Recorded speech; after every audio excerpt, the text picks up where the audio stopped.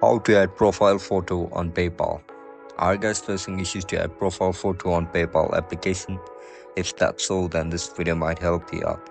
Without further ado, let's get started. First of all, open PayPal on your mobile device. Once you open the app, now log in into your account with your registered email and password. As soon as you get logged in, now look at the top right corner of your screen where you can see this profile icon. Click on it. After you click on it, you can see the option for this camera icon. Tap on it. Now click on choose the existing photo. Choose the photo according to your preference. After you select the photo, now tap on choose. And that's it guys, that's how you're gonna add profile photo on PayPal. If you guys found this video helpful, don't forget to like, share and subscribe to our channel.